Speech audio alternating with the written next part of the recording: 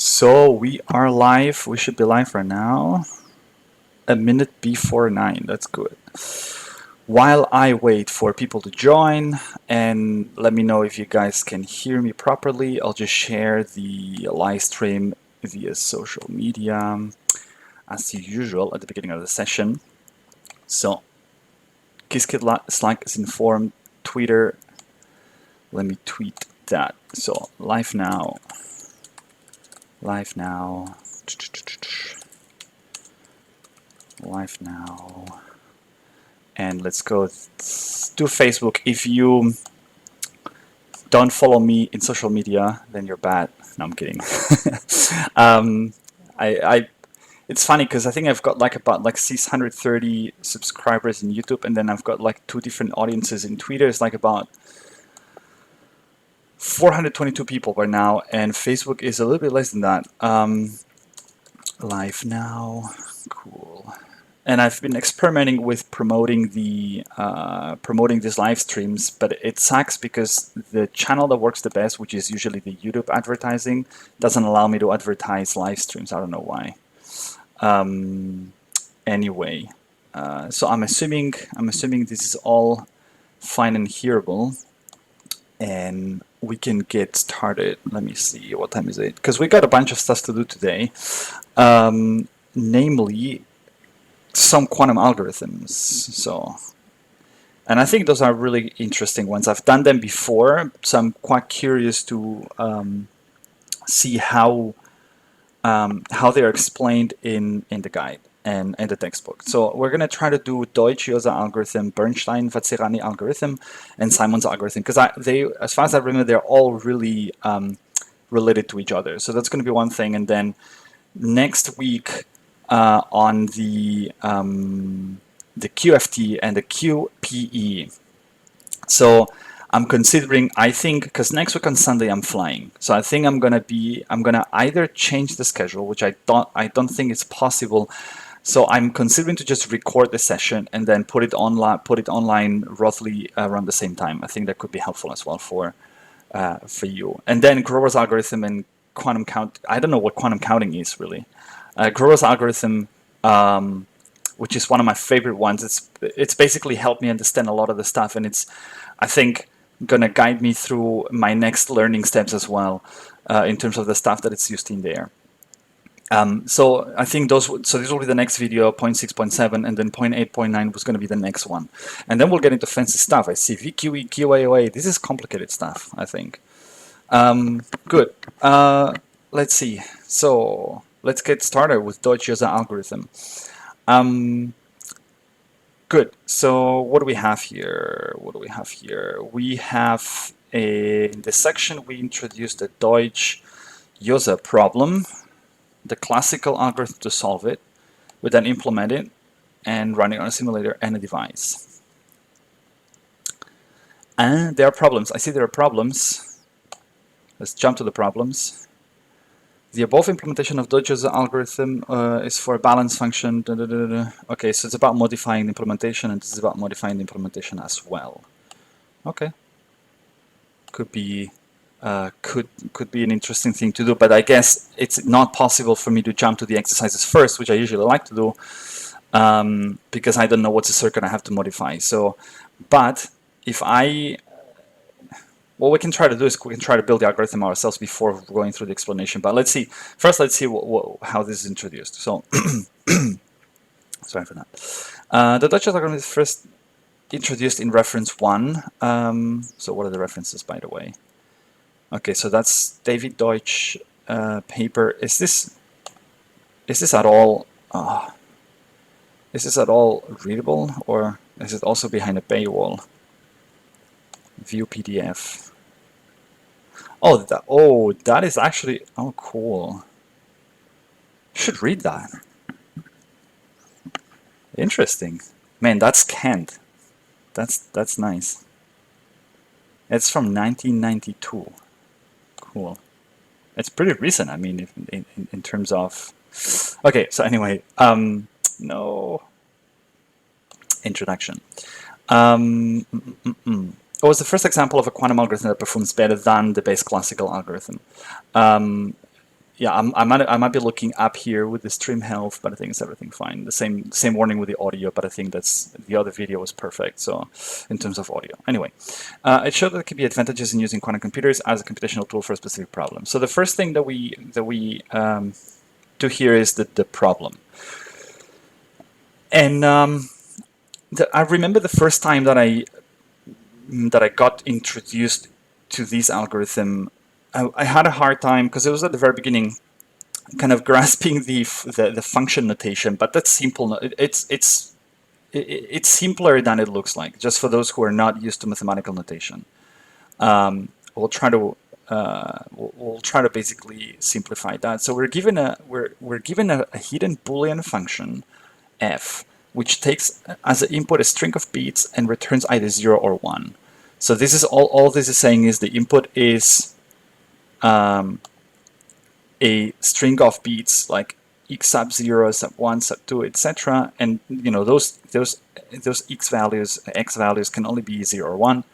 So it's binary in that sense, and then it returns a 0 or a 1. The property of the given function is that it's guaranteed to be either balanced or constant.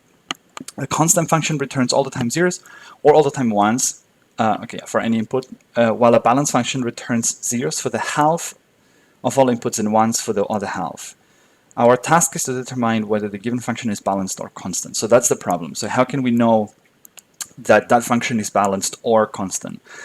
I would say in a classical way, you'd need to probably at least kind of call that function at least for half the values and plus 1, and then if the other one, like if you're getting the same output all the time, and then you've done already half of the possible inputs, and then you create the next one, it's the same output, then it's constant, because it can only be constant or balanced. And so by definition that wouldn't be balanced anymore because you've already gone through half of the inputs. So I think that's the problem. Classical solution: in the best case, 2 queries to the oracle can determine if a hidden Boolean function is balanced. Yeah, okay, 2 calls, because if they already don't share, if they already have a different output, then it's not going to be constant, right? So that's sort of the best case. In the worst case, if we continue the same output for each input we try, we'll have to check exactly half of the possible inputs plus 1 in order to be certain that fx is constant. Since the total number of possible inputs is 2 to the power of n, this implies that we need 2 to the power of n minus 1 plus 1 trial inputs to be certain that fx is constant in the worst case.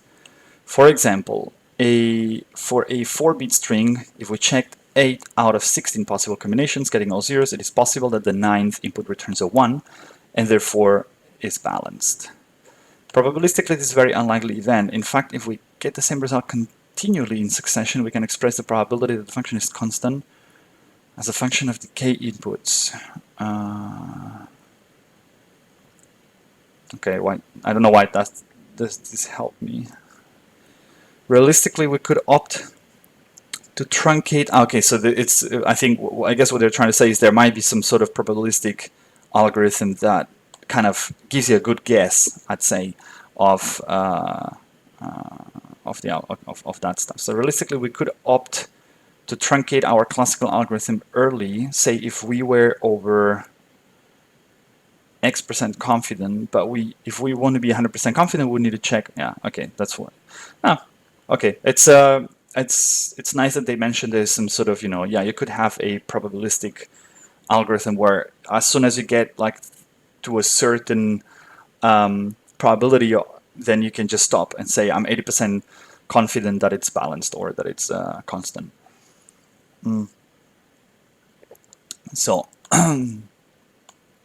now, quantum solution. Using a quantum computer, we can solve this problem with 100% confidence after only one call to the function fx. Provided that we have the function f implemented as a quantum oracle, which maps the state xy to x, y, and this stuff in here, and then the fx, so the actual output of f given the input x. where this symbol is the addition modulo 2. Below is a generic circuit for the Deutsch algorithm. Now let's go through the steps of the algorithm. I mean, this is a bit confusing, I guess, for newcomers, right? I mean, it's just, I mean, okay, it's just presenting the quantum solution right away. But I haven't really found a way to explain that or to justify that. You're implementing the function in here, right? So what you're saying is, what does this mean, right? So let's ignore for a second. Let's ignore for a second everything else that is in here, and let's see if I think my painting tools are still not. Where's my mouse? Where's my mouse? Ah, it's here. Okay. So I want this color. Add to custom colors. Okay. So let's for a second kind of forget about these and think about how we implement that function, right? So you've got your input and then let me see, go to quirk. So you've got your input here, and that's kind of maybe your output. I'd say, I don't know. The thing is, because you're adding that y in here without really explaining where is this coming from, but let's assume this is where you want to have your outcome, right? And so and you would usually think, okay, so how do I want to? So this is my input. Let's say these 2 qubits are my input, and now I want to have another qubit that's going to be my output. I'm just doing that so I can keep the wire. I'll remove this for in a second. So, for example, like now, right? This would literally be a constant, correct? Because it's always inputting 1. So if I take a look at the, I mean, it's not a block series, it's already here. It's always on, right? Regardless of the input. Regardless of the input here, this always stays on. Like I can put whatever I want, doesn't matter, right? At the same time, having a 0 here, it's also a constant function. It outputs 0 all the time. Now, how would I build a balanced function? The one trick in here is to note that you can. So if you think about all the possible inputs that you can represent with these 2 qubits, right? Why does this even show up here? Okay, so you think of 0. That is really bad. Let me transparency size maybe a bit thicker. So you've got 0, 0. You've got 0, 1. You've got 1, 0, and 1, 1. Right. So and this qubit in here is this in here. So by just virtue of the way the circuits are architected or laid out, just the convention, right? You can see that qubit neatly splits your input into 2 equal parts. So you could say a way to build a balance function is just to make it as a function of that qubit, right? To say, so say I'm gonna do, for example, a control knot, right? So what control knot exactly? So what this does is, if I now put this into superposition, just so you get all the possible inputs, right? Let's take a look at the amplitudes. So now we've got here all the possible inputs, right? And we just focus on these 2 qubits exactly. So by virtue of adding this control knot in here, now this qubit is going to be half of the time on, half of the time off. So that's exactly what we wanted. And now you understand why there's the rationale behind having Hadamarts in here. That's what this little symbol in, like, that's what this symbol here is telling us, right? Let's forget about this for a second. So I think that's how I would intuitively approach it, like this is the way that I build functions, right?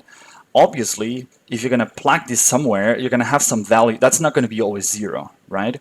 So that's why mathematically you need to say kind of this here, right? Because that's your function, the outcome of your function is going to somehow be related to whatever was coming through that wire before. If that wire is 0, then it's, I think you're kind of fine, right? But we'll see what happens next, I guess. But that's a way to implement a a balanced function. So what else do we have here? So but now we need to figure out whether, like, how do we know that it's balanced or that it's constant, right?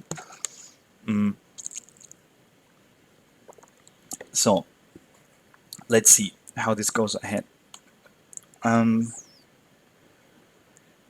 That's one thing that I kind of realized that pays off doing when you go through these algorithms that are kind of Oracle based, is try to understand why, like how the Oracle function is formulated and all that stuff, because that's going to help you understand the overall approach. Those are usually just toy algorithms to understand some of the kind of characteristics of quantum computing. But I mean, yeah. So, I see a lot of maths in here. Let's go through the steps of the algorithm. Prepare. Let's keep that for a second. Let's see. Let's see if we can skip that. That's basically apply Hadamard, because it says apply the quantum oracle. And so you see kind of, okay, so independently of how you implemented it, it applies it like that. So it applies at the mathematical level, like it says that's how your state looks like. And so they unfold all that mathematically, which it looks messy, but it's not complicated, I guess. It's just doing products, and I think it's not, but it's just I mean, I don't know, it confuses me always. So let's just okay, so how does it work? Let's just go ahead. So there is here a section apparently where they explain how this works. So when the hidden Boolean function is constant, the quantum states before and after querying the oracle are the same.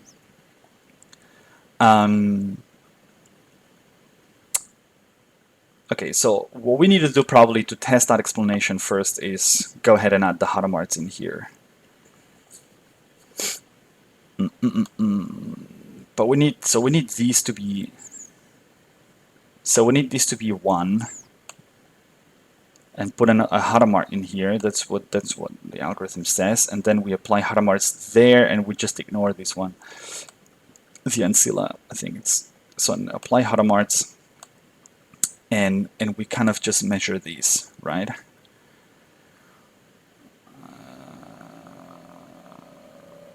And maybe what we'll do,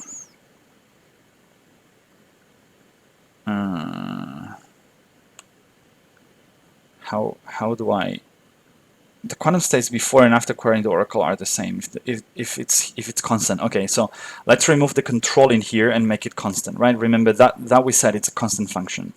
So, and here we get like a 0, 0, which is the same what we had at the beginning, 0, 0. Okay.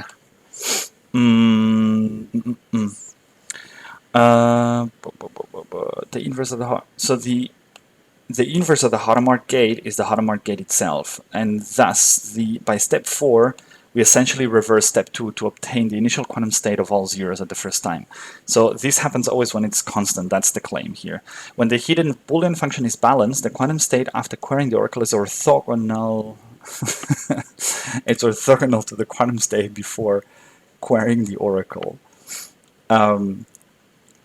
Thus, by step 4, when reverting the operation, we must end up with a quantum state that is orthogonal to the initial quantum state of all zeros. This means we would never obtain all 0. So, okay, I think it's at least an improvement in comparison to the way the other two algorithms are explained. This is really at the intuition level. It still includes this orthogonality thing in here that if you're not familiar with that, like, good luck. Like even if you have done all that, if you don't understand what it means for states to be orthogonal, which again, because I really didn't go in depth here, but I'm not sure if this is explained well, because that has to do a lot with basis states, and Like I've read some of the stuff in Mike and Ike's book, and yeah, if you go through the pain to kind of, you know, go deep into the math, then you understand what does this mean in relation to, you know, how are the states represented by vectors and all that kind of stuff. But it's okay. It's good because it's not like maybe I'd put that before the steps, but it's difficult because it refers to step 4 here.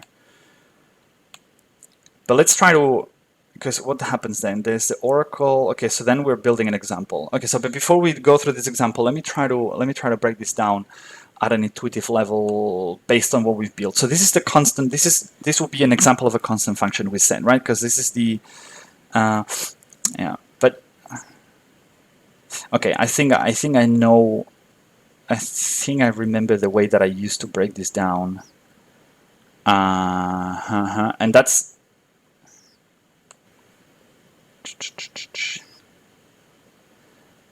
and I think that has to do with the reason there is a 1 in here. So the key insight for me here was to understand that when you create a Hadamard, when you apply Hadamard into the 0 state, you get into the plus state, right? And when you do that with the, so let's take the block sphere. So when you apply a Hadamard here, you end up at the, maybe I'll zoom that in. You then are at the minus state in here. And so there is a need, there are 2 ways that we can take a look at this, which I always think that are worth approaching. One is at the system level, and another one is at the qubit level. And I think always when breaking down an algorithm, try to understand both perspectives, because one might be complicated and one might be much simpler to kind of understand. And so I think part of getting used to quantum computing is assuming the fact that there's no one explanation that you can apply in one pattern of reasoning you can apply across the board, and then it helps you understand all the algorithms. Is that sometimes you got to really, you know, approach it from different angles. So system level and qubit level. What do I mean by this? So system level, at the system level is for me taking an overall look at the state without trying to kind of dive into the maths. I'll try to let's do it this way. So if you now you've got is a system with 3 qubits, right? The fact that we have a 1 in here, it really neatly splits our, it creates a really interesting superposition, because if you take a look at this here, you're going to see that there is a, God, I forgot that I can't zoom out with this. Let me reset the zoom. I hope you guys can see that. If not, zoom in. So it really neatly splits our superposition into 2 kind of 2 parts, right? This one and this one. And the only difference between those 2 parts is that at the bottom you've got like a 180 degrees phase. Now that already should sort of hint you towards the fact that we're going to use interference here at some point. It's my guess. But that's how the first step prepares the superposition, right? Now, when you've got a balanced function like this one here, it is true that, you know, you just apply the Hadamard's again, and you're basically back at square one, like where you started. That's the 0, 0. So that really tells you it's a balanced function. The thing is, what will be interesting to know is, and that's kind of obvious because you're building the oracle function without interconnecting qubits. Question would be: is there a way to connect them that still gives you to the right? It still builds a constant function and takes you back to the 0, 0 state. That's another question. But okay, but we said that another way, one way that you could build a balance function would be to add the control in here, right? So now we've got basically, as I draw earlier, so you've got like your different potential inputs, and that neatly splits your input space into 2. And so basically you've got a 3rd qubit. Now we're going to paint blue. we're going to paint blue, that basically, you know, for these cases, the qubit stays 0, and in these cases, we negate it. Sorry, not 0. I mean, yeah, kind of. It doesn't you know, it doesn't do a control knot, and in this case, it does do a control knot, assuming that the starting point is 0, right? So what's happening here now, though, is the following. So I feel I'm getting a bit messy and lost myself. It seems I'm trying to maybe explain that with big words and not really focusing on the sort of the first principles. But I guess what this will do is we'll take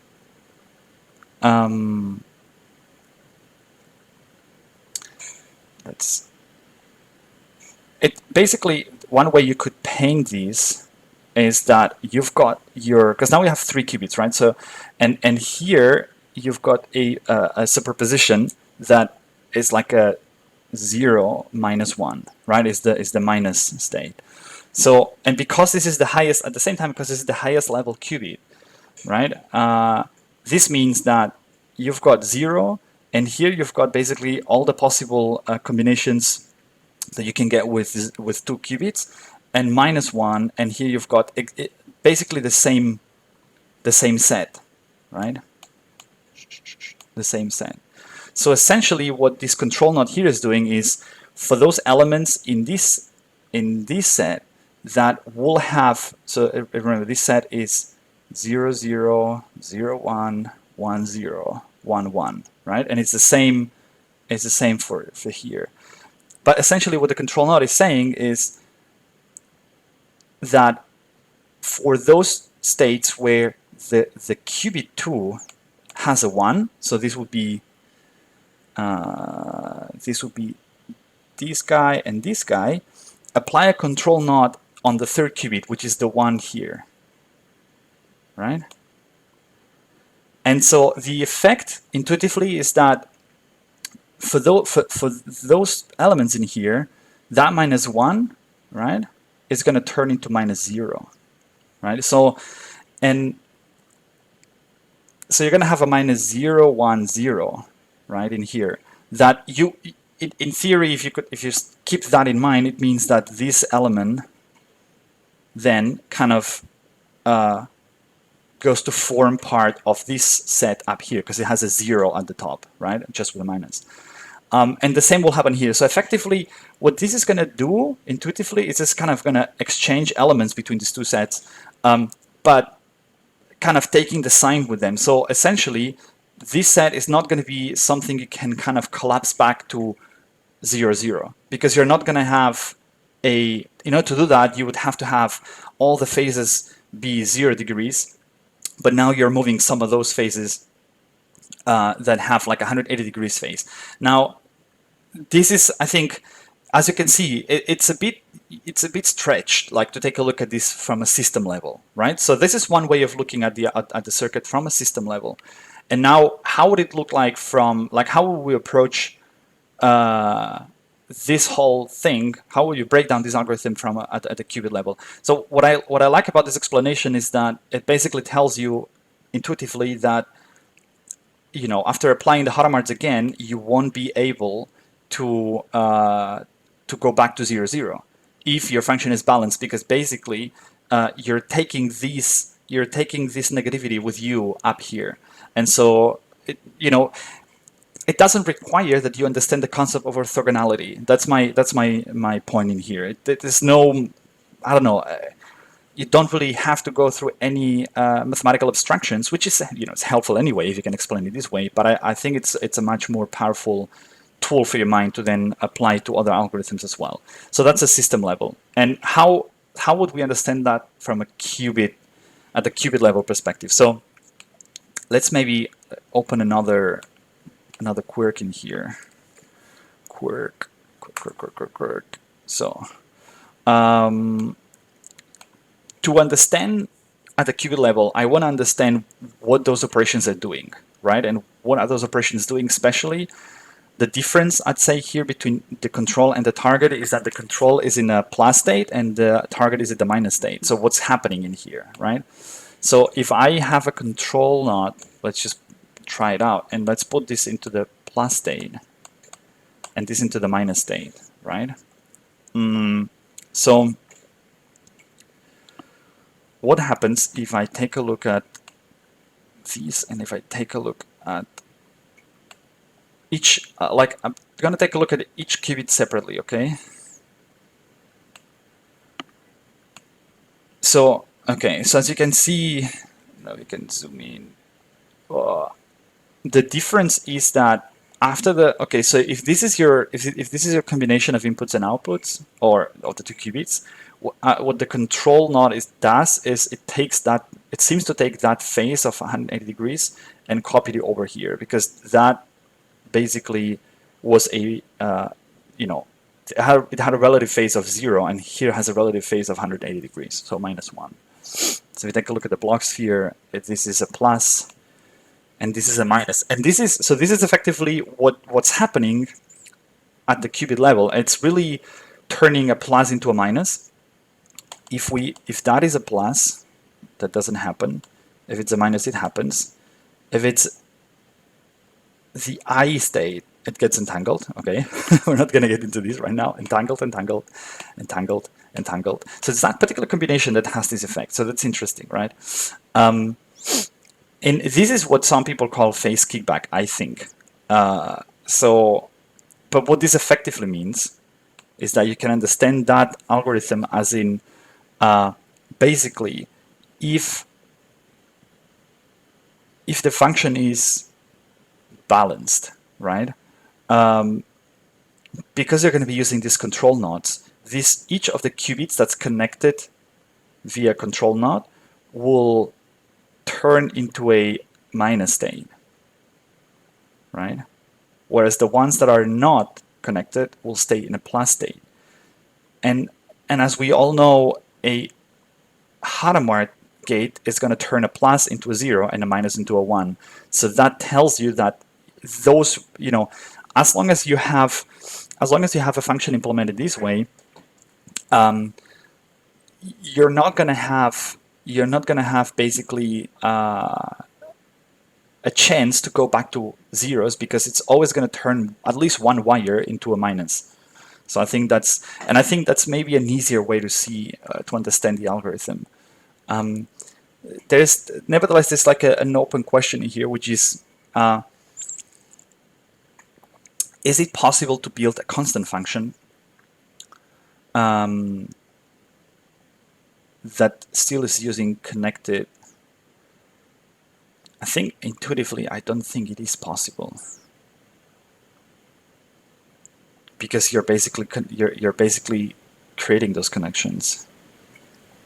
But that would be something that you need some sort of stronger mathematical tooling to prove, I guess. But intuitively, you understand, right? So intuitively, this plus minus combination that you're creating here, it's basically turning those pluses into minuses, and you won't be able to turn them into zeros. So that's one way to see it. So that's the qubit level, I'd say. Good. So I think that's basically it, really. The whole thing, I guess. Okay, so there's an example. The key to Deutsch is the implementation of the quantum oracle. Yeah. So let's go through the example.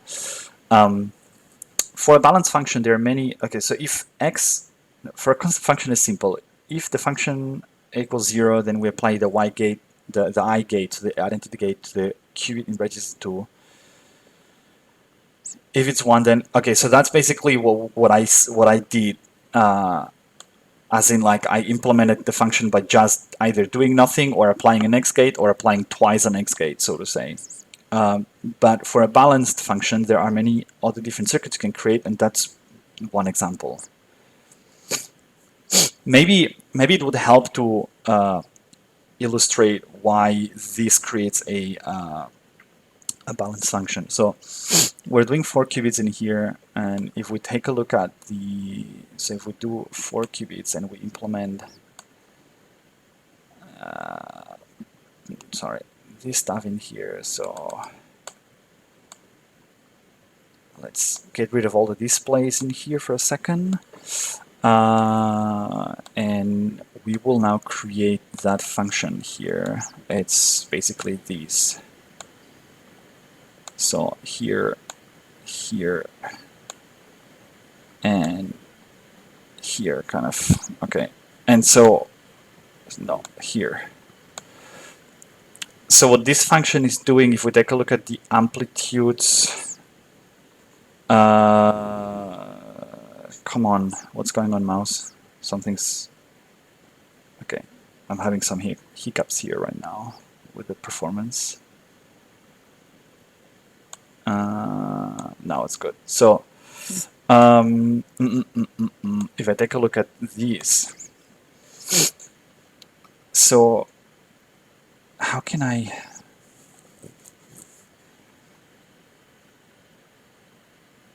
So we're just taking a look at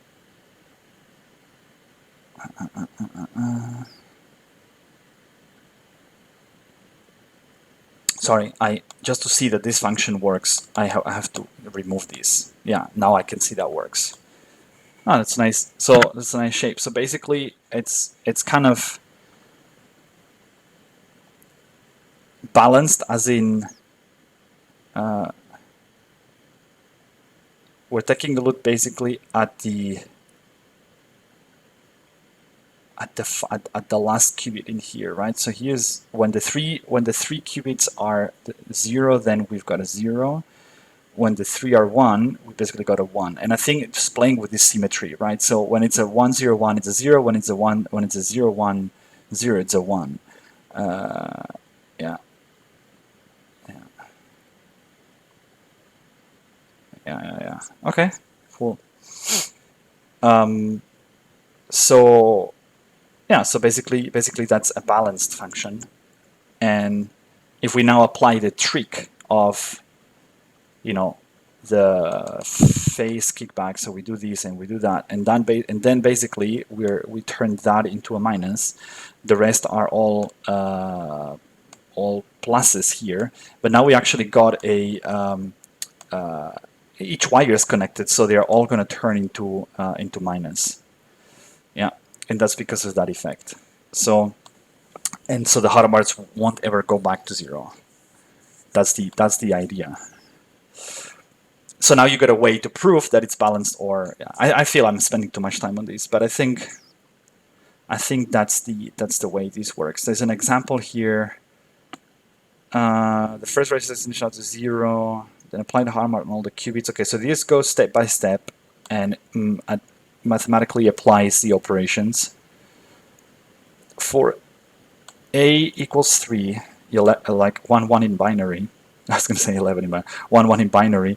The oracle function can be implemented as okay.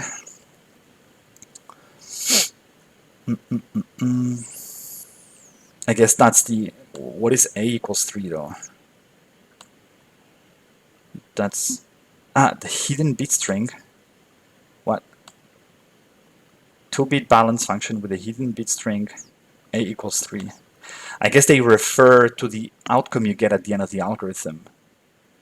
It's confusing, you call it a hidden... I mean, I know that because I know that in other algorithms you talk about the hidden string. I think it's in... Actually, I think it's in Bernstein's algorithm, you talk about the hidden bit string, but that's confusing.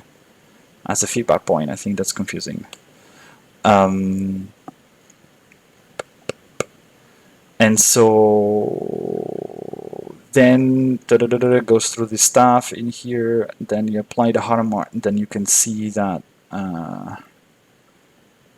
measuring the first 2 qubits will give the non-zero 1 1, indicating a balanced function. I think the example is, and I'm ignoring all these on purpose, but I think that's confusing. The fact that you're introducing a hidden bit string right now into the whole mix, it's because there's nothing in here but a hidden string before, right? No. Qiskit implementation. let's go through these. So I'll just copy paste that into the notebook, and then we'll take a look at the exercises at the end. So what's going on here? Imports, etc. Let me close the quirk. Now, what are we doing here? So here there's basically setting the length of the bit string. The oracle B, the core oracle, B for balance, C for constant. If the oracle is balanced, set the hidden string. Oh, well done, good job. That's even more confusing. Now it's B, the hidden string. I guess it's A, right? I mean, if you call it A, you should keep calling it A, I guess. And now you're creating the circuit. So what's going on here? Okay, so you're creating this based on n. So you're adding one extra qubit, which is going to be the ancillary qubit, and you're keeping n classical qubits. N classical. What did I say? N classical bits. Barrier. Apply the Harmer gates to all the. Okay, barriers. Okay, that just adds barriers if you want them for clarity, I guess. If the oracle is constant, return C. Okay, the X. So the control, the not just in the output qubit, in the n qubit, or the identity in the n qubit. But I guess you could also, for example, do, you know, it's pointless, but you could apply it twice, right? That should work as well. Just to, I won't mess with it, but we can try. Barriers, then apply the Harmers to the first register. It's funny how the circuit is not using registers though, but we can adapt it. Because you could neatly have here like a register of just one qubit being your ancillary qubit. Okay, anyway, and also measure. And then I guess if I say DJ circuit, it's called DJ circuit, draw output equals MPL. Okay, so we got it now. And that's basically this here, yeah. So now we're going to simulate it and then take a look at the results. Pum, pum, pum, pum.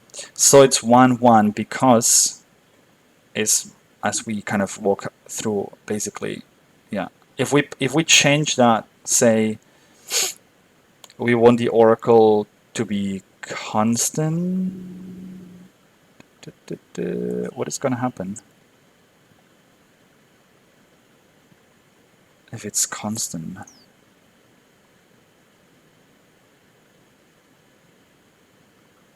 So if it's constant, okay, it just applies the identity here.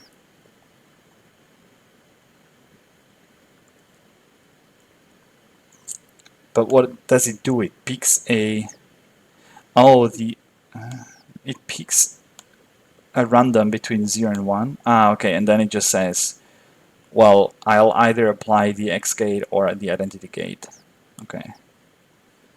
And so, and now if I run this, you should see 0, 0. So essentially, the essence of this algorithm is to say, if you go back to 0, 0, that's your initial state, then it means it's a constant function. I think you could generalize that and have any starting state, and then you've got to check whether your end state is equal to the starting state, and then that's the point, right?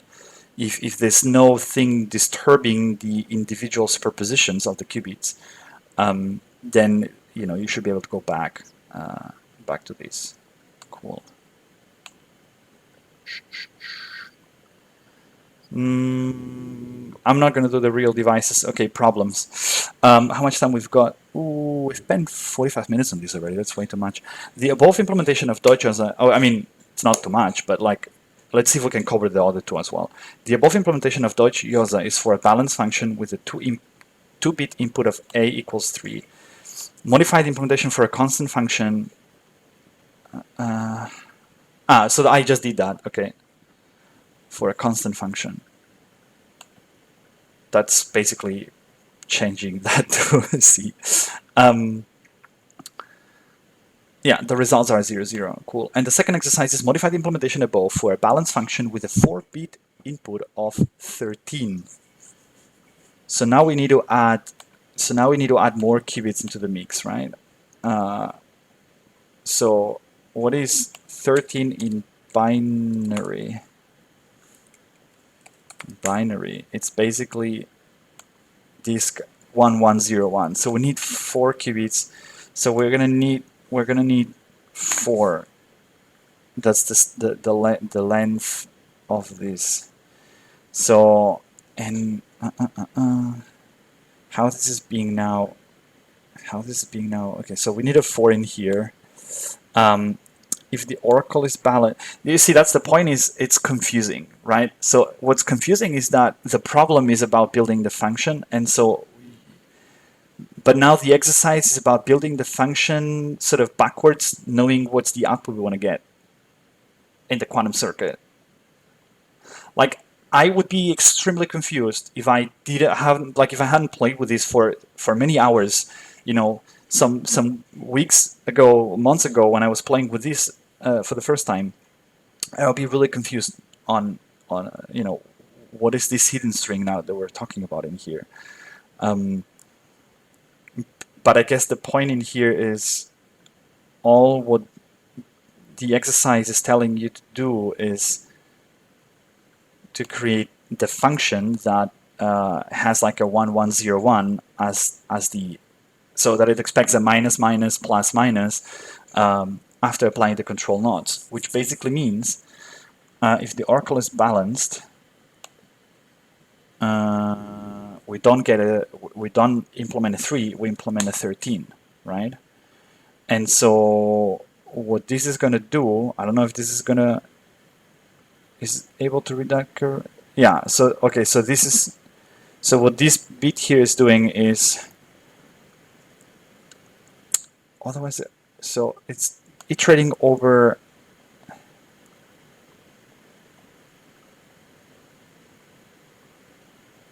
what is this thing here in Python? I guess what this does is just the sort of bitwise is it some sort of module? What is this actually in Python? Python bitwise operators.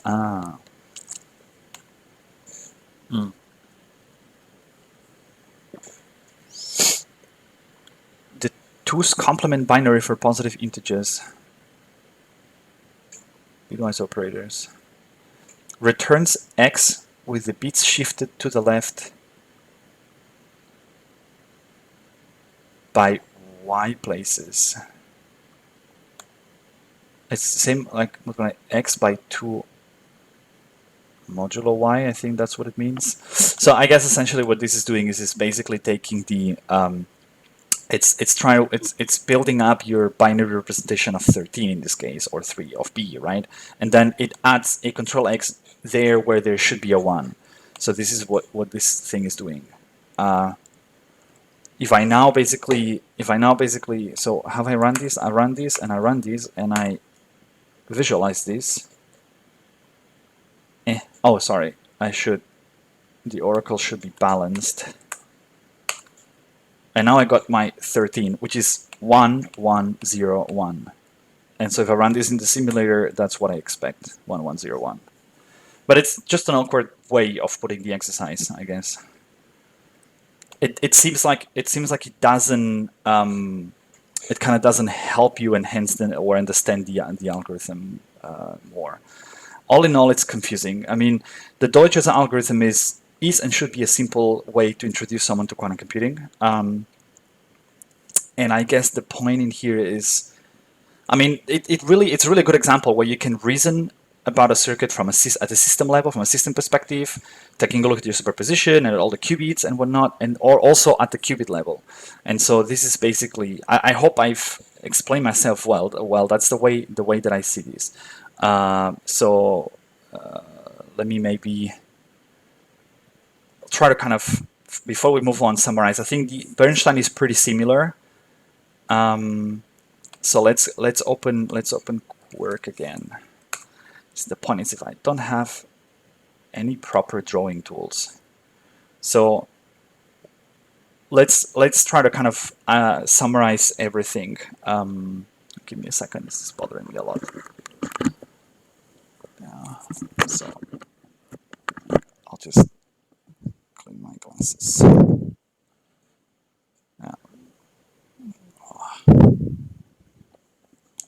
Good. So I hope that the sound was not awful. I should have muted the microphone probably. Anyway, so let's go. Let's just build a balance function that helps us break this down. So we'll turn that into a 1, and we will build the function, as I said, just this simple function here, right? But as you can see, what's happening in here at I like the system level explanation because it's actually it makes you stretch your mind a little bit more, and it doesn't require any maths really. So what the algorithm is claiming is that at the end you will only see go back to like a 0, 0 if the function that you're implementing in here is constant, right? So this means a balanced function will never allow you to go back to 0, 0. So the way that one way that I break this down is by basically saying this one in here kind of splits your input, your system state into 2, right? The one is the system state that starts with 0, and then the other one that starts with -1, because that's basically what this qubit is doing. It's creating a 0, -1 state, and everything else in here is, you know, your 0, 0, 0, 1, 1, 0, 1, 1, and then you kind of got the same in here, 0, 0, 0, 1, 1, 0, 1, 1. Now, because of this control knot in here, you're basically, what's kind of happening here is that these guys, because they have a 1 in here, right? They're gonna negate this up here and turn it into a 1. So this means effectively you will have, after the control knot, these two will be 1, 0. Sorry, 1, 1, 0, 1, 1, 1, right? And so you want, and then these two here will basically turn the state into -0, 1, 0 and -0, 1, 1. So this means that these kind of guys can go into this bucket, and these ones go into this bucket, but now you don't have anymore like you've got states in here that they're not all plus, right?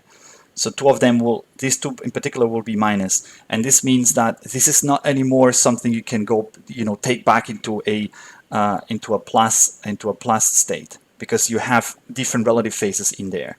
So that's kind of a way to show that because it's a balanced function, you're messing with these superpositions in a way that you can't just go back to the 0, 0. And so this should be enough to kind of intuitively prove that the algorithm gives you the output that you want. That's one way to reason about it. Good. Let's move on. Let's really move on.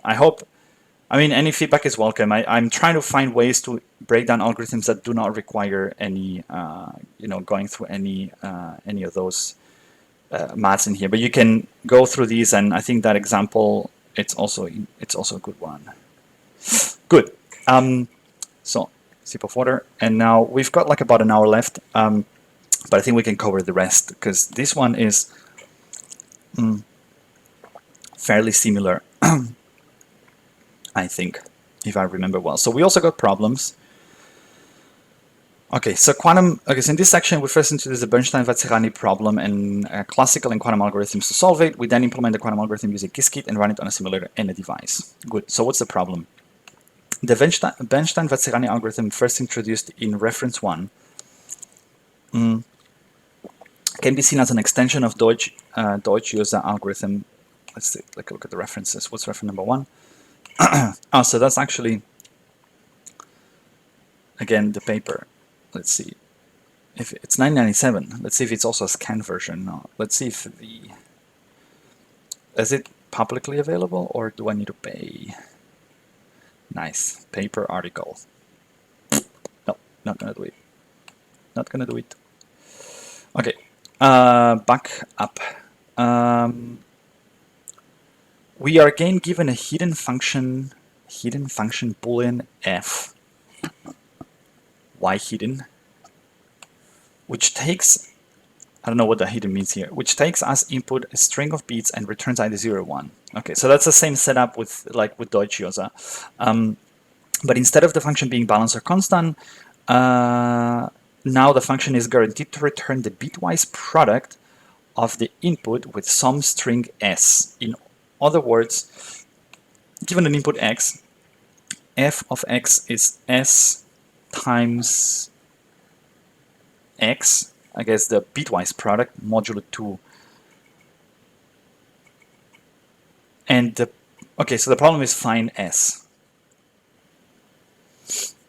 Classically, the oracle returns s times x modulo 2 given an input x. Thus, the hidden bit string can be revealed by querying the oracle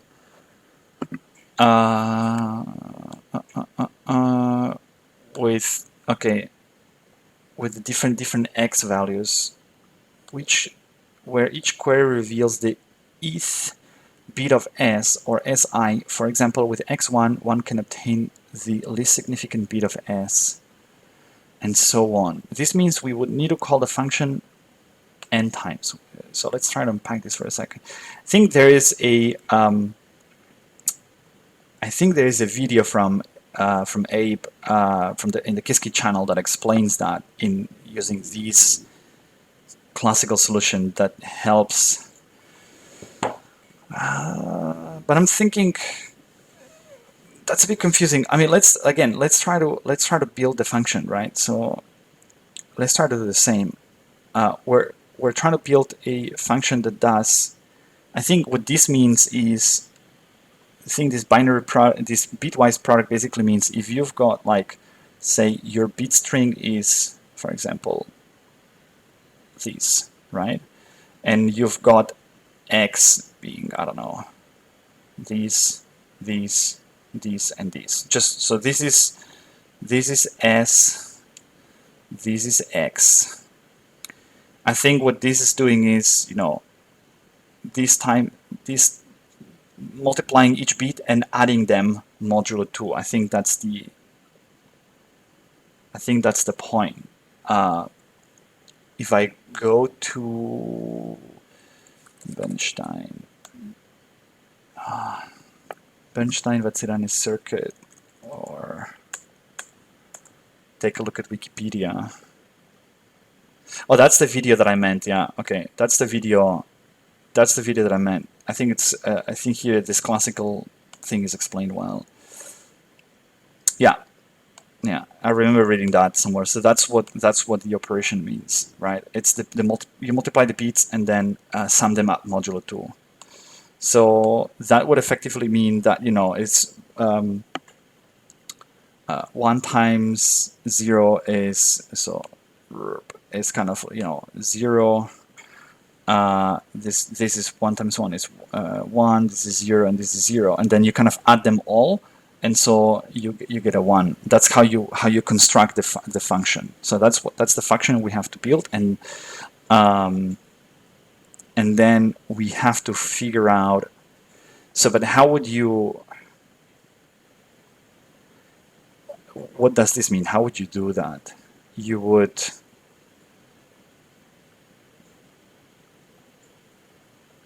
you would put the x. Ah, okay, so you try with all the values of x that have a, I think this is something like, so these values are only the ones that have 1, 1, right? So you've got like either, for example, all zeros. So this is not useful, but then you've got like this x, and then you can play with these x, and then you can play with these x. I think that's what it means. If this is painting or not, I don't know.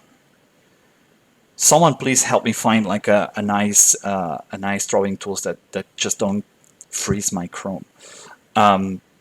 Okay, and by trying these, because you're doing the, because you know if it's a bitwise multiplication, you know that all the zeros are going to be 0 anyway because you're multiplying by 0, and so it's only going to uncover, you know, the bit where the 1 is positioned. Like this first bit, you'll multiply if the hidden string is s.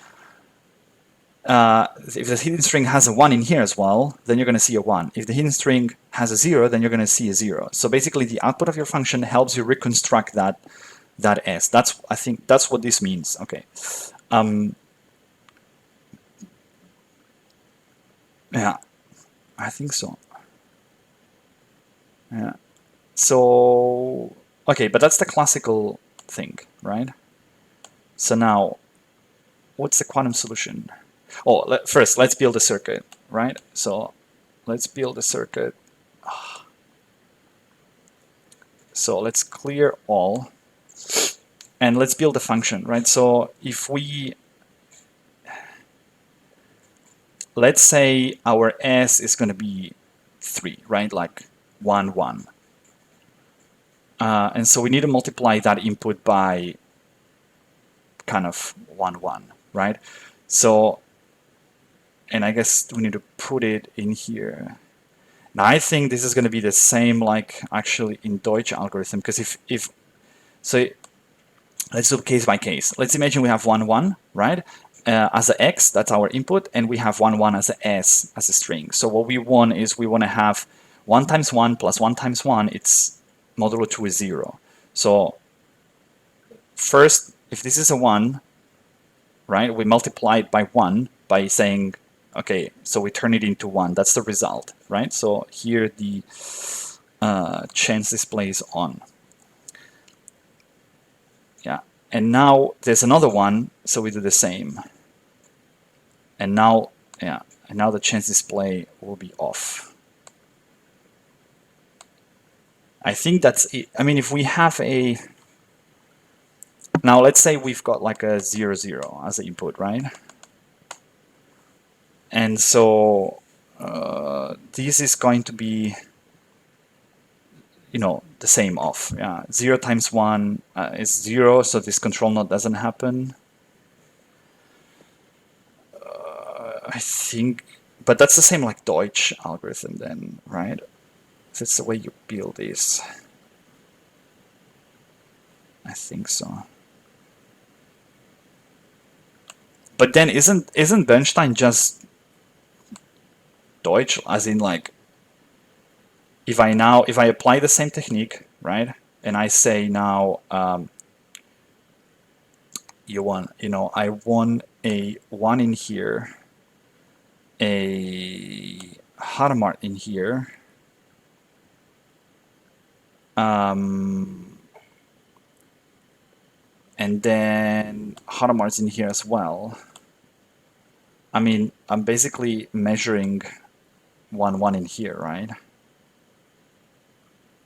But I see. Okay, so but I probably need to, if I want to keep the function implemented consistently, because I start with a 1, I need to apply a Hadamard, and I probably need to apply an X gate or something like that. Yeah, because I want this to be 0, right? Like I want this to be consistent with,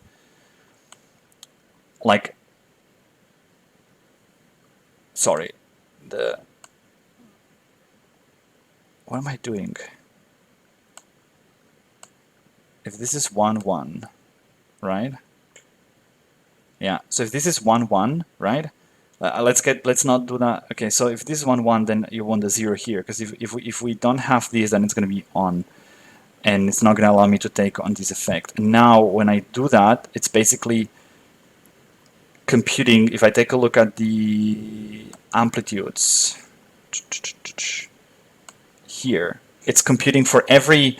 Okay, so for every the leftmost qubit is the output. 0 0 0, and remember the hidden string is 1 1. So 0 0 times 1 1 modulo 2 is 0. This should be, the output should be, shouldn't it be 1?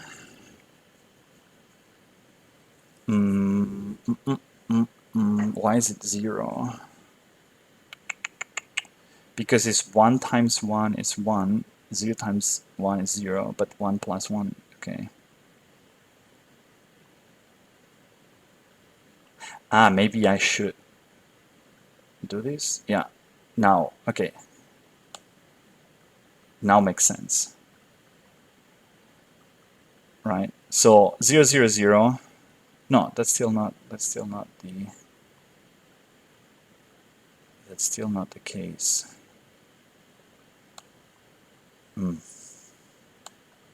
Maybe I need to take a look at it at the end.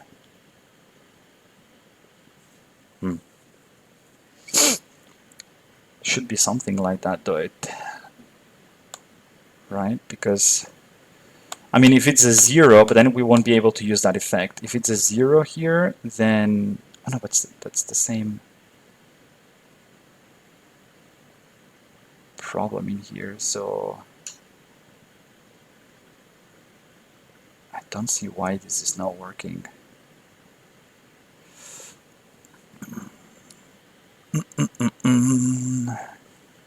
Oh, sorry, that's messy. I think that's, sorry. I think, no, it's the same. Oh, come on, man. Should work. I think that should work. Because if it's 0 0, the bit string is 1 1, right? So if this is a 1, then we're gonna let's do it this way. Oh, now, sorry. I'm trying to. Yeah, so I'm trying to exactly. So I'm trying to test the function to build whether the function really makes sense. So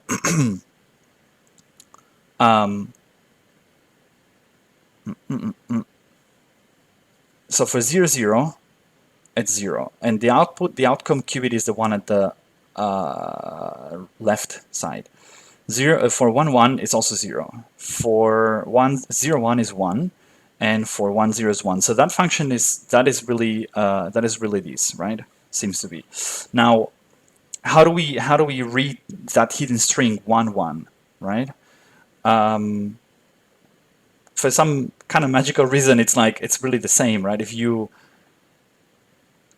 I guess if you turn that into a minus, then by phase kickback you will read where the controls are, and that's exactly the hidden string. I mean,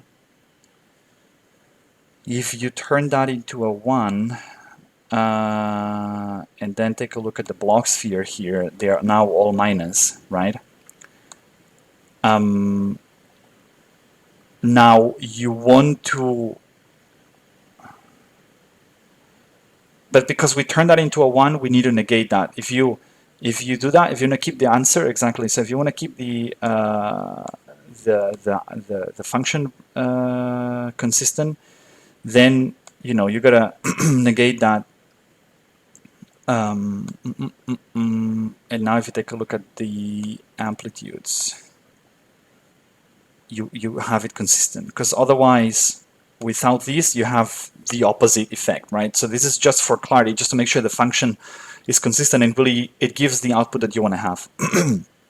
So this is, oh, come on, this is definitely one. Okay, so but if I turn that into a minus state, and then I I'm curious whether this should be kept inside or outside the layer, like before the layer of Hadamard's or after the layer of Hadamard. Let's give it a try.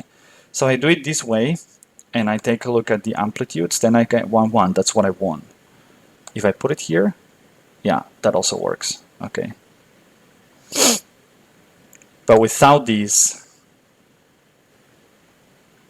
it still works, but the function is not consistent.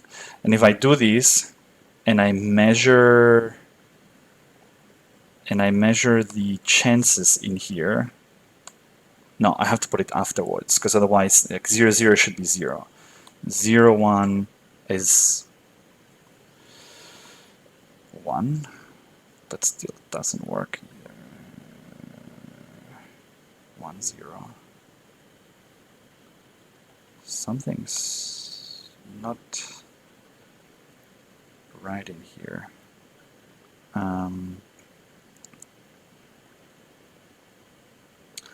Oh, is again, am I again? No, I keep being confused with the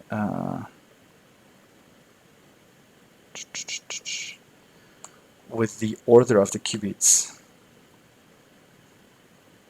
Why does this turn into 1? That turns into 1?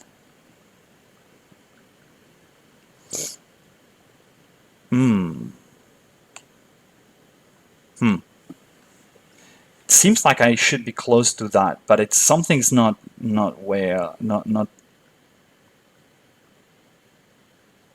because the function is 1, 1, right? So I should. Oh, sorry, I'm messing up because I'm playing with these initial states and I shouldn't when I'm in a superposition here. I'm so sorry for this. I'm messing up with everyone's. Yeah. This already gives you all the possible solutions because you're in a superposition. I'm really sorry. I'm just messing up with everyone, even with myself. But it seems like this is the way you build it, right? So you have like a minus and a minus here. That's what you want, because that's you start with a plus plus. Yeah, and I can't just say that's consistent. That's BS. I have to take a look at the whole thing here and say. The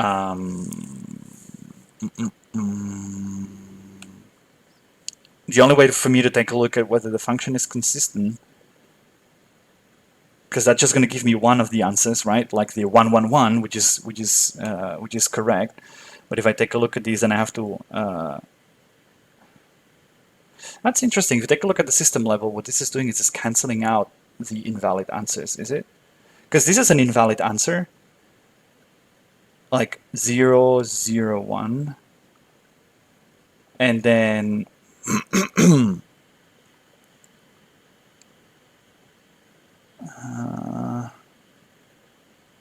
yeah, it seems like okay, but I don't know. I'm a bit confused, but I think that's basically the point here. Is at the qubit level, we're using the same technique, so we're turning pluses into minuses. You might want to have a NOT gate somewhere here to make sure the function is kind of, the output is consistent, I think. But let's see how this is being built in Qiskit. So, okay, this seems already different. Using a quantum computer, we can solve this problem. Let me see if I can mute myself for a second.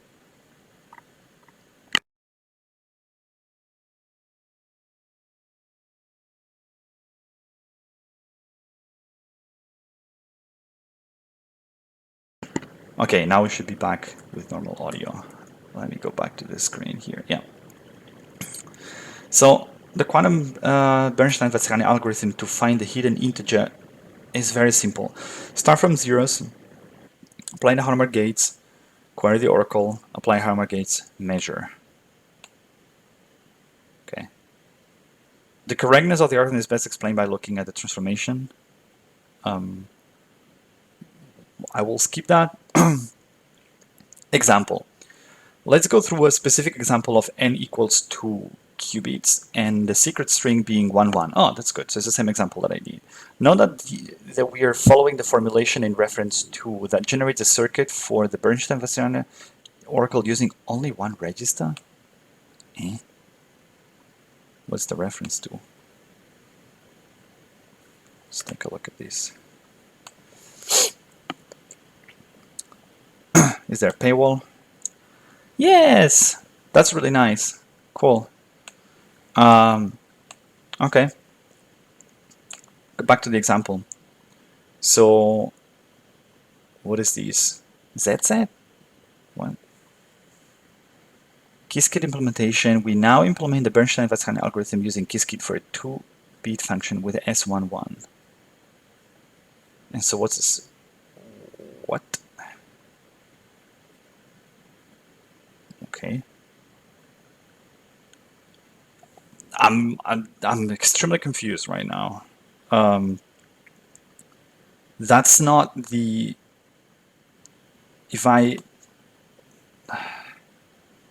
look at the circuit, like I mean, I wait a second. I think if I go to YouTube, because I was doing videos on this. If I go to YouTube and I go for Bernstein, let me go to my channel and let me search for Bernstein, because I think the look at this. I think this no, that's not this.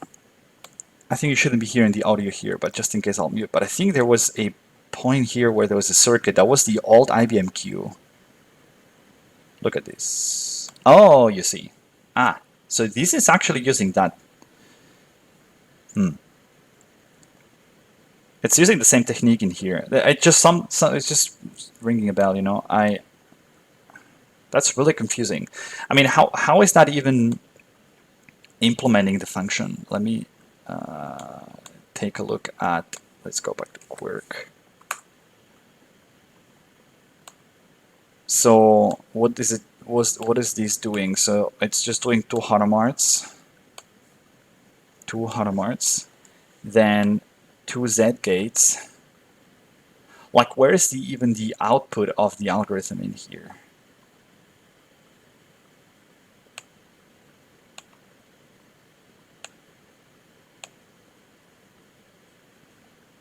One. Yeah. That's so confusing. I lost kind of track of the stream in here. I hope it's kind of fine. Yeah, health looks good. It's extremely confusing. I mean, where is the how is this computing the function? How is this implementing the function at all? Let me Bernstein. Oh, come on. Wetzstein circuit images. That's the best way to search for. Oh, look at this. So there's some. So there is indeed some X somewhere here.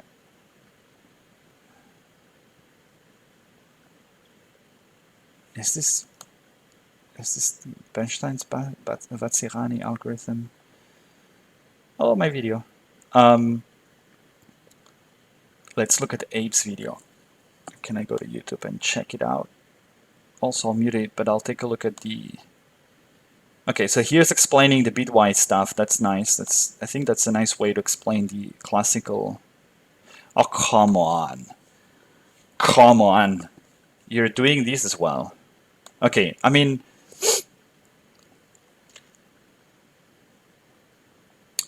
so there's no X anywhere else? Okay. It's not correcting anyhow the. Okay, that's weird. That's really awkward. Especially that then we've got the exercises here. Right? What are the exercises, the problems about?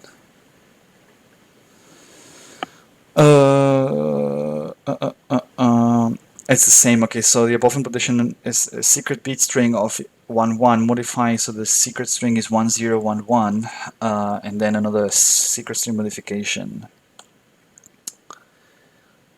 Okay, I think it's kind of the same. As you can see, it's just a generalization of the Deutsch algorithm, as in like the technique being used in here is the same, which is basically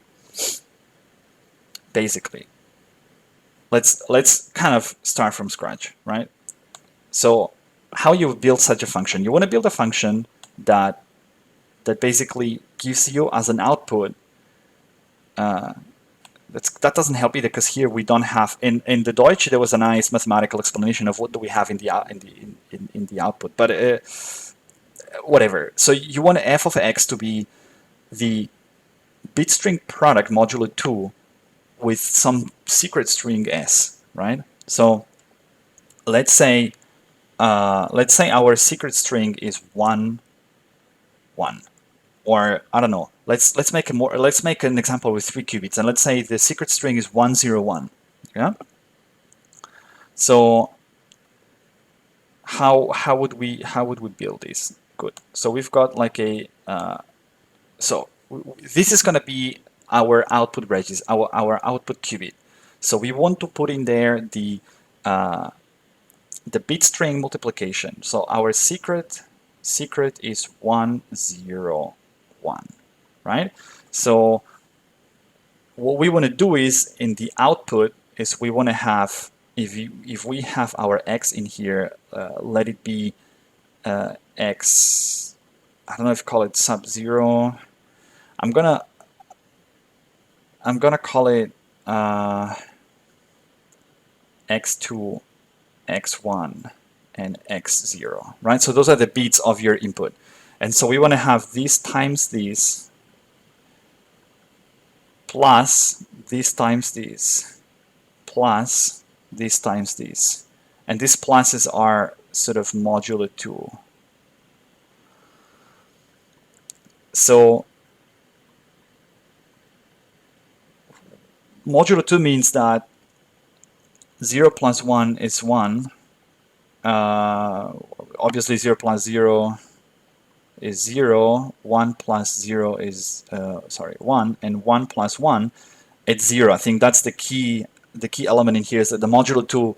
So essentially this modulo can be implemented with a control NOT, right? Because a control NOT on this qubit in here. If this qubit is 1 and this is 0, then we can basically, you know, turn that into a 1, right? Sorry, it's a control on the S string, actually. Yeah, because if this is 1, no, it's a control on the X. Sorry, exactly. If this is 1, we want to do a control NOT here, because this is going to be 1 times 1 modulo 2, it's 0, right? And then yeah, and then the addition is just by applying it in the same qubit. That's kind of a given, sort of a built-in feature. So if our, okay, so let's ignore these zeros in here, but we say that I'd say that this is like that, right? So basically what this is doing is, and this is x sub 2, x sub 1, x sub 0. So x sub 2 times, you know, there where the dots are is the hidden string, really. It's encoding the hidden string, really. So if I now will put a, for example, our, you know, our input is like 1 1 1, right? What we get as a result in here, chance display, is a 0. The reason being that 1 times 1 is 0, 1 times 0 is 0, 1 times 1 is 0. So you add up everything and you get a 0. So that's how the function is working. If I go back to 0 here and I put a and I start in a superposition, this will allow me to see. So now I'm in a superposition of all the inputs, right? All the possible inputs with these 3 qubits. if I now take a look at the whole system here at the end, I can see that the leftover elements encode in the leftmost qubit the output. So I see that it works across all the possible inputs, right? So here we've got all zeros, right? 000 times the secret S is like 101, so it's all zeros, right? Here it's also all zeros because it's 010 times 101 and so forth. And let's find a case where it's a 1, right? For example, here's a 1. Because it's 011 is the X, so is our input 011, and our secret bit string is 101, and so the last cube, the one in the middle, the X sub 1 will output 1, and yeah, so that's correct. So this builds the function, right? I mean, at least we have the function. That's my point. Like here, this is a super weird way of exemplifying that, and because I don't see, if I build that, I don't see where I have the function, where I can see, like, where can I see the function? Like,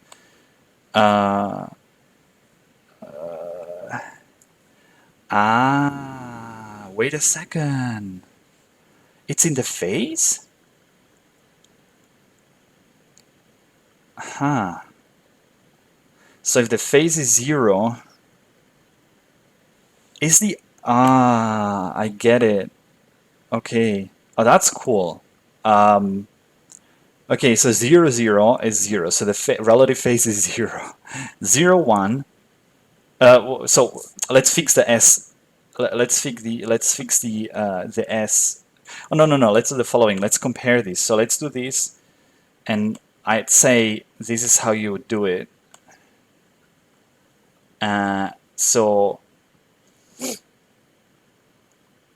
for 000, we've got 0. For 001, we've got a phase of 180 degrees, so that would be a 1. And the bit string here, secret, is 100. So for 001, and if you take a look at, let me put them side by side. Maybe that's going to help me. So if we take a look at 0, where is it?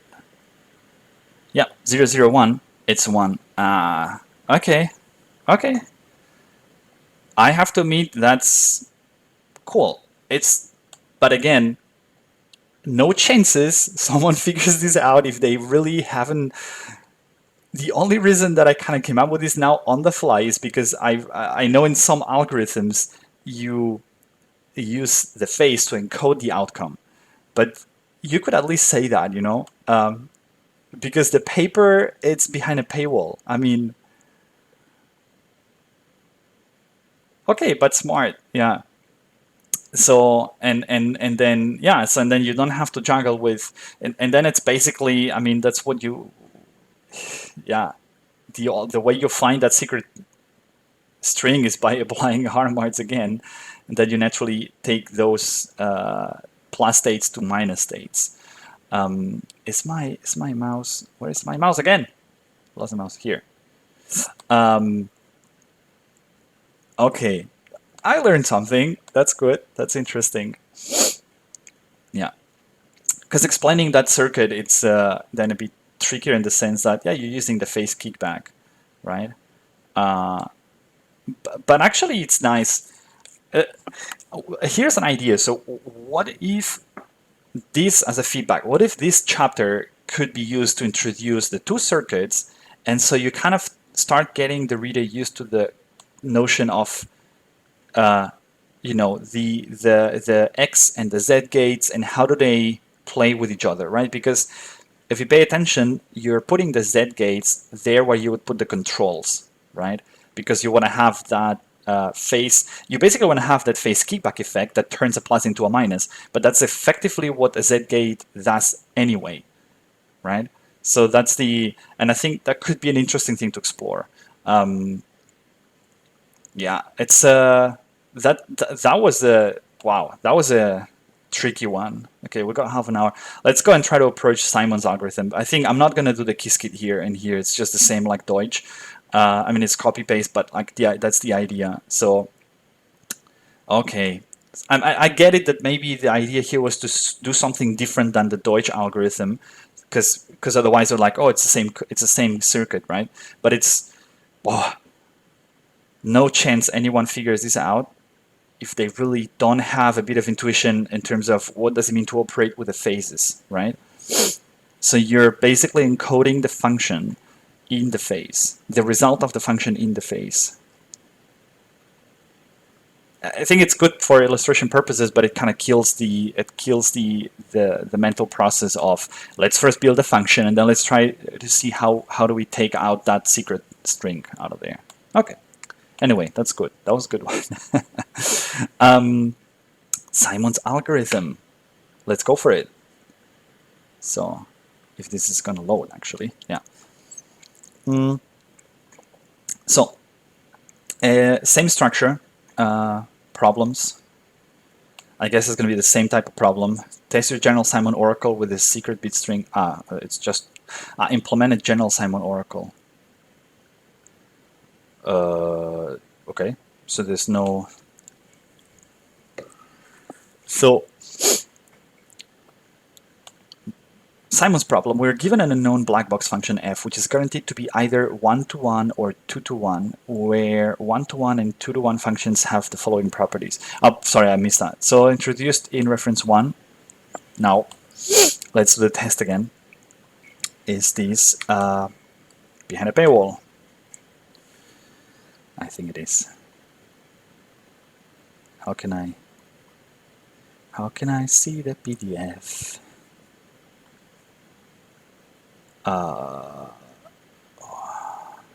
It's from what year is that? Oh, you must be logged in. Come on. Yeah, behind a paywall. Good job. So I think it's nice that you can. I think it's really nice that you added reference to the original paper, but it should be really reachable, I think, to people. So it's the first quantum algorithm to show an exponential speedup versus the best classical algorithm in solving a specific problem. This inspired the quantum algorithm for the discrete Fourier transform, also known as QFT, which is used in the most famous quantum algorithm, Shor's factoring algorithm. Okay.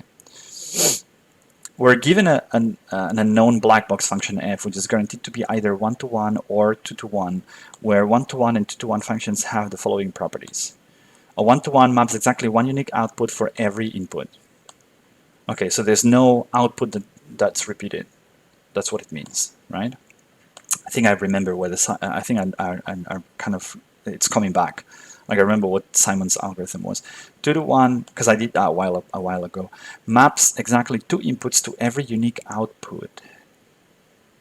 So for 2 different inputs, there are 2 inputs that share the same output. Okay. And it's guaranteed that if you do that thing here, which I think it was again the bitwise something, it's an XOR, I think, then it's S. And so I guess you're going to have to find S. Given this black box, how quickly can we determine if F is 1-to-1 or 2-to-1? That's the problem. And then if F turns to be 2-to-1, how quickly can we determine S? As it turns out, both cases boil down to the same problem of finding S, where bit string of S represents the 1-to-1 F. Yeah. So classical solution, if we want to know what S, let's first focus on the first problem. How can we figure out it's a 1-to-1 or a 2-to-1? Classically, if we want to know what S is for a given F with 100% certainty, we have to check up to the power of n minus 1 plus 1 inputs, where n is the number of bits in the input. I guess it's the same concept like with Deutsch, where you gotta at least check half your input space plus 1, because you want to, if it's a 2-to-1, it means there are 2 inputs that are mapped to 1 output, right? So This means checking just over half of the possible inputs until we find two cases. Yeah, so that should be enough. Although probabilistically, the average number of inputs will be closer to the order of whatever that means. Much like the Deutsch problem, if we get lucky, we could solve the problem with the first two tries, because you may just find them. But if we happen to get an F that is 1-to-1, then you're okay. We're back. We're back live now.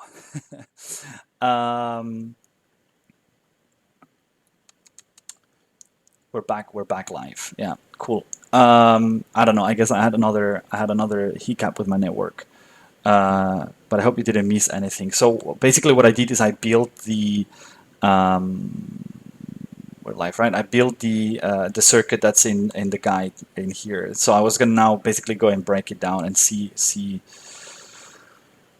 what's going on here. So let's take a look at the amplitudes. So let's take a look at what's in there after applying the function, right? At the whole system. So we've got basically these four states. So, and again, I'm assuming the first two qubits in here are the input and the second two are the output, right? So for input 0, 0, we have a 0, 0. And for input 0, 0, we have the output 1, 1.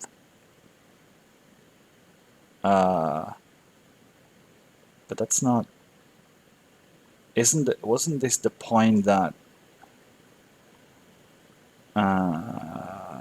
oh no, yeah. For the output, sorry, the output is 0, 0. The output is 0, 0. Let me see. The output is 0, 0. Again, for those who are joining now, because I see there's more viewers jumping in, I basically had a hiccup, and then the only thing that I did is I built this in here, so you might have missed that. I built the circuit, and without going through that, we're going to try to break it down now. I'll probably extend like five minutes at the end, so we have 5-10 minutes, so we have a bit more time. But that's the idea. And so basically, I'm assuming this is my function, right? I'm assuming this somehow works. I wouldn't know how to create that out of on top of my head. Like I wouldn't know how to create that right away. And that's actually why there's one problem afterwards to do that. But we can try this. But the idea here is the on the leftmost you've got the leftmost we have our outputs. And on the right side, we have the input. So for an output of 0, 0, we have an input 0, 0, and here we have an input 1, 1. So that's going to be a 2-to-1, matching, as stated in here. This means that we, for the outcome of 0, 0, we've basically mapped two inputs, the input 0, 0 and the input 1, 1. Okay. And here for the output 1, 1, we've also mapped two inputs. Okay. Yeah, so fair enough. Now, how do we know? So how do we know? How do we know that this is that? Let me see, because this doesn't really tell us anything. I know. Okay, yeah. So basically, it's good. Okay, sorry. It just I remembered. I'm sorry because I'm not new to this, so I don't have sort of the. So now I know why there's a measurement in here. So the measurement in here basically collapses that whole thing. So intuitively, it's actually pretty simple because if there are two inputs that are mapped to the same output, right, and you basically measure the output, so what you're going to end up with in your input is a superposition of the two values, the two inputs, right? So effectively, what this means, and let's play with pos select, right, to simulate the measurement in Quirk. So here we see that the outcomes can be 0, 0 or 1, 1, right? That's that particular function. So let's say that we are now going to pos select for 0, 0. So let's assume that we measure here 0, 0. This pos selection, what it means is we're making a measurement and we're sort of getting rid of everything that is not the state 0, 0. So it effectively simulates the measurement of 0, 0. And we can see that the state that we're left on with here on the top is basically 0, 0, 1, 1. Those are the two inputs that were mapped to that particular output. And so I guess that's the trick, because if now we measure that a couple times, we're going to see that we get different values. So if we get different values, namely these two values, then we already know that it's a 2-to-1 mapping. Yeah.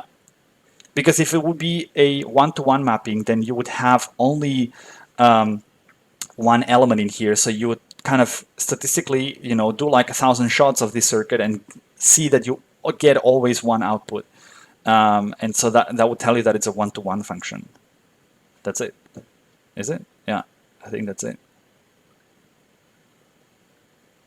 That's nice. Okay, that's a little bit different. Now, how do you guess the because there's another thing with an S in here, which was it part of the so that S basically is sort of a condition to build the function. So the S is telling you, so there's a condition of how this mapping of 2 to 1 happens. Given two inputs, x1 and x2, it is guaranteed that the XOR to S. Okay. And then you can find S. Yeah, and then you can find S probably by simply, that's probably what this whole thing here with this blah blah blah is. Once you capture the two outputs, right, by repeating the measurements, if we repeat like 1,000 times, you're going to get these two outcomes like with equal probability. Then you can build a system of equations, I guess, because then if you don't know that relationship up front, right, that's a known rule, and then you're basically getting x1 and x2, the two inputs, so you can just bitwise figure it out, right? You can do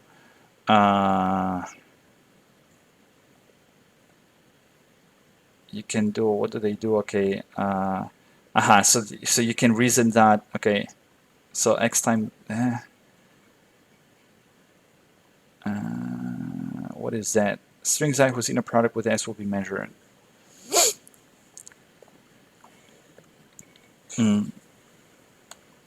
By Gaussian elimination.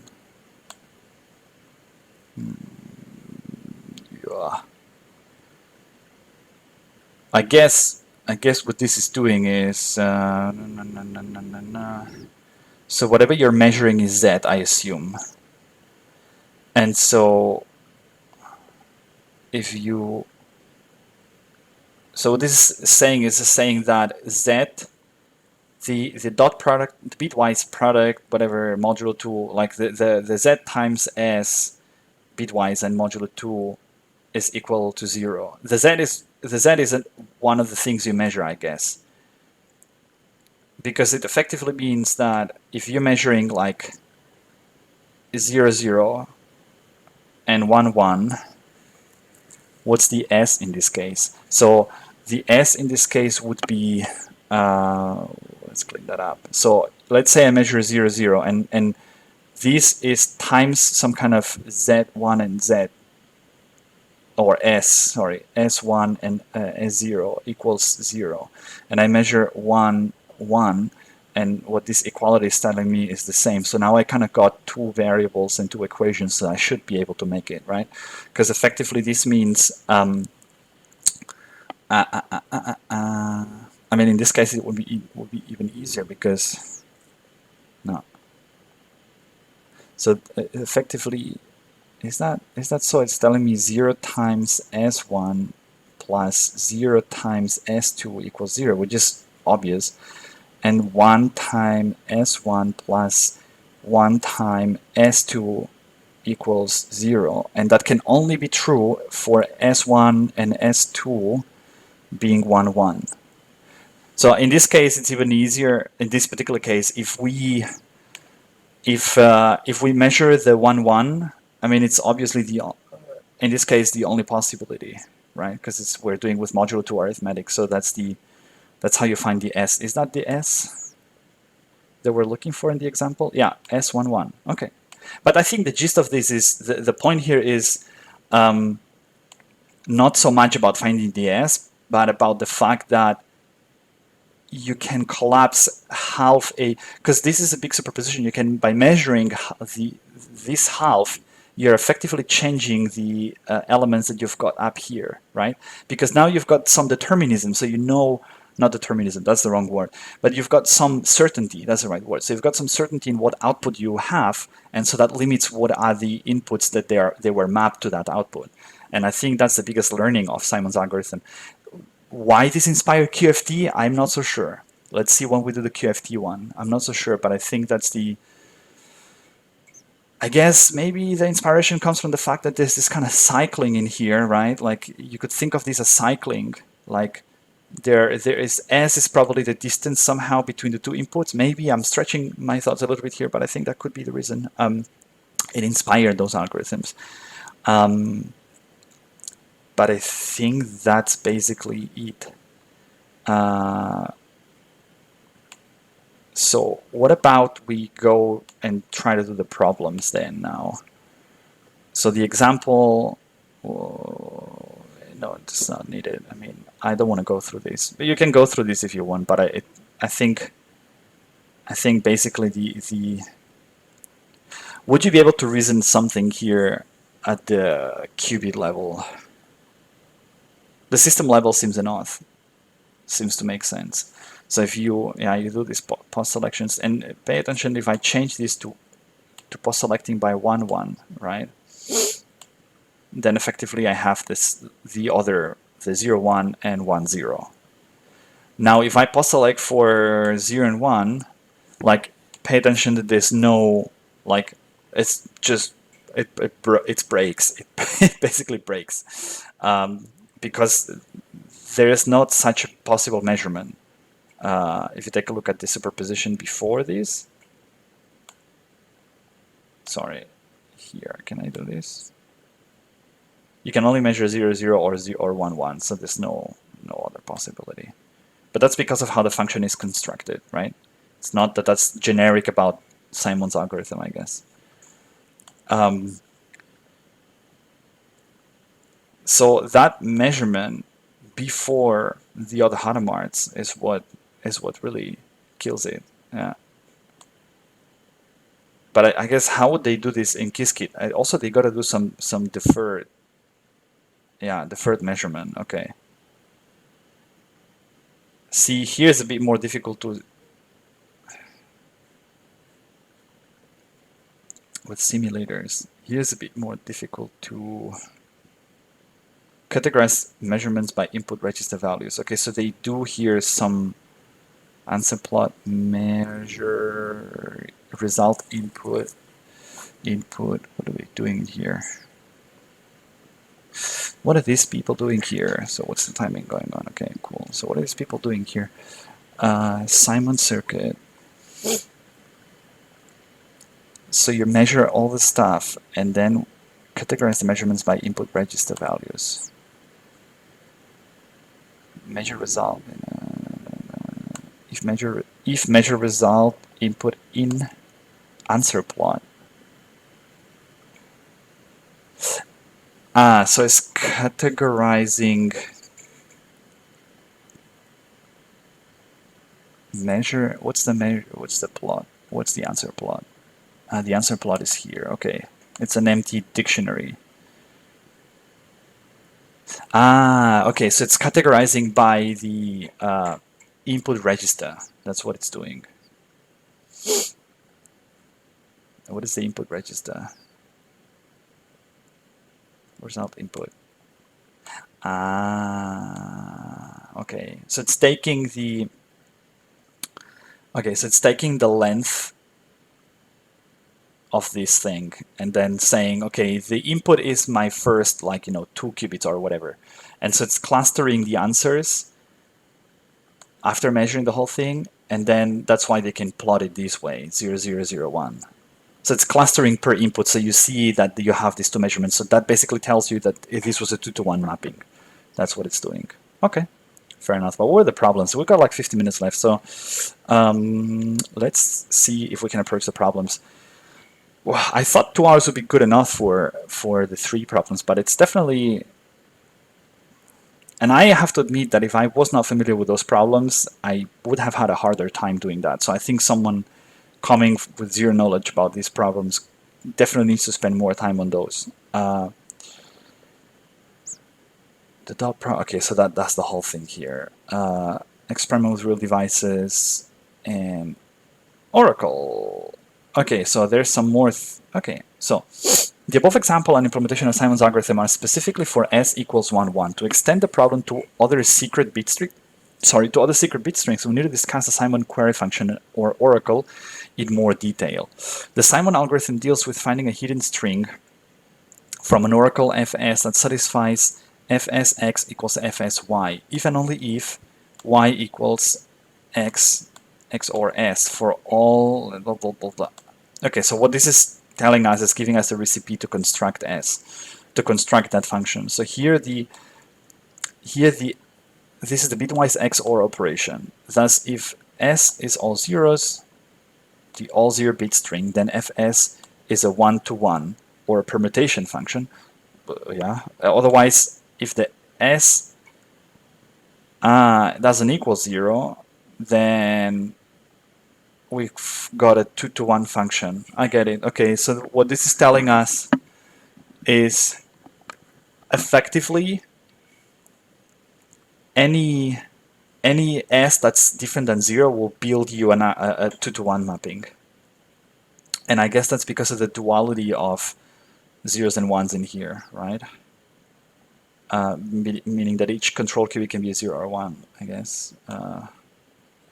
The oracle receives a x0 as an input with regards to a predetermined s. The oracle writes the output to the second register so that it transforms the input into this, such that these for all blah, blah, blah. Such a black box function can be realized by the following procedures.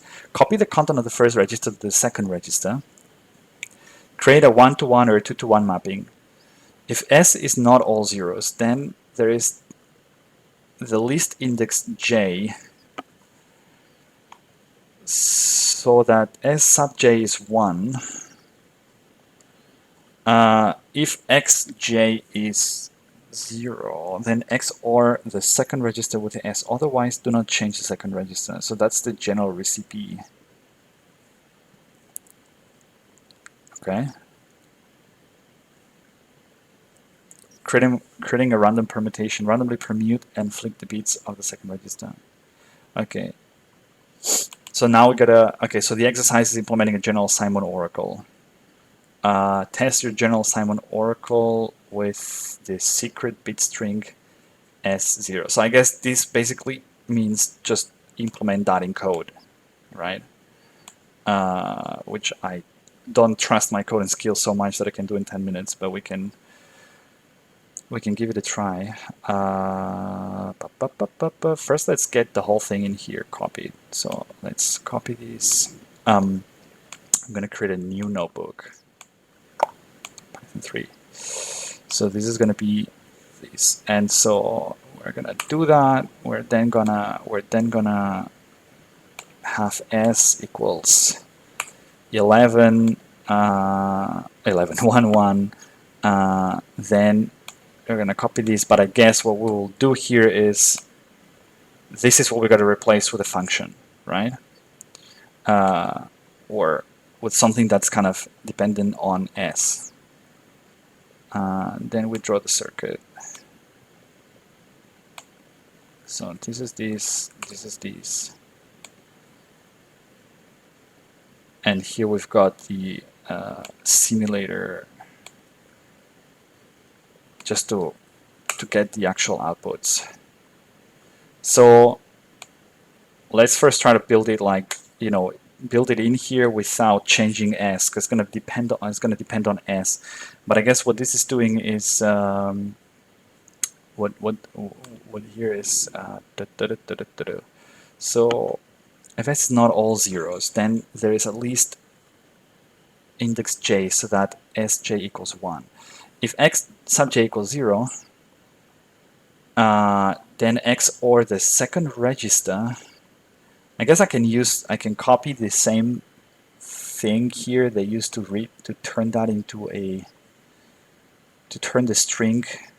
What was that? Was here, yeah. I think that's basically right.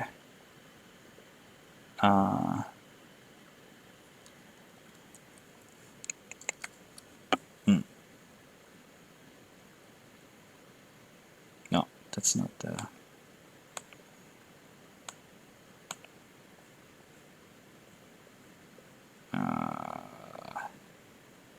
So then XOR the second register with S. Otherwise, do not change the second register.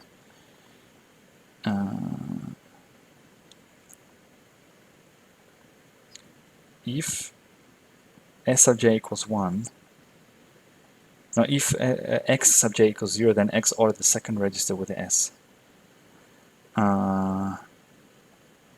Otherwise, do not change the second register. Yeah, but that's not what this is doing here, right? Okay, I don't know. I'll actually, let's try to do this as an exercise. Maybe I definitely don't have the time to squeeze it into the session. But what we can do is, because I'm going to record the next session, because I won't be able to do it live, I can try to do this problem in the next session and then jump into QFT. I think that's going to make sense as well. Should have started here first, but I definitely spent too much time with Deutsch algorithm. Yeah, it sucks. Anyway, what have I learned really? What have I learned, or feedback in general? I mean, I think the three problems are kind of quite related to each other. I found it really nice that then later I kind of realized that the Bernstein algorithm circuit was a bit differently implemented, I guess on purpose to show that there's different ways to do that, but it's just super confusing because if you don't know about how to use the phase to encode a function, it's just weird, right? To encode a function's result. But that was a nice aha moment, I guess, because I'm used to, I would kind of go the same way that we approach the Deutsch algorithm here. And so Simon's algorithm, I think, you see, the problem that I have with this whole thing here is that it just resorts on proving the correctness of the algorithm with a bit of math. And I'm not saying this math is complicated or not. I don't think it's extremely complicated. It's just I think it's better to help readers to build up intuition first and then show them the proof of the correctness with the math. It makes the whole math more understandable as well, because then you kind of you know what you're getting at, what's the approach. And I think that was here, this is a good example of what you're trying to teach here, is that you can collapse the superposition by reading a portion of it, the portion that you're using to encode your outcome of the function, and that literally gives you the superposition of the two inputs that are mapped to that output. And so I think that's a nice way to see it, right?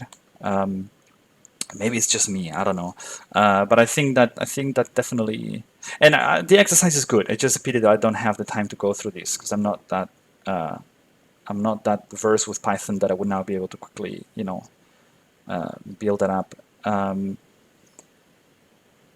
But I'll try to do this in the recorded version for the next video. And I think we're done. I mean, any comments, anything in there? I see there's been quite some people looking around, watching. So yeah, I don't know if there's any questions, then feel free to ask. If not, I think we can leave it here, and then the recording will be available.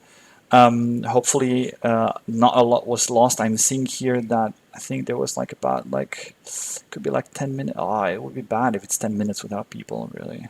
But I think when I lost the connection. But anyway, I'm just talking too much. So those were the Deutsch, the Bernstein, and Simon's algorithms. I think it's simply yeah, it's pretty cool. It's pretty cool. So I'd say good job here with this. But it definitely helps if you explain a bit more the reason behind implementing it this way. Cool. Yeah. So thanks everyone, and have a nice week. And we see next week each other with the QFT and the quantum phase estimation, which is, I think, the core of Shor. But I don't know if does this explain Shor's algorithm? I don't think so.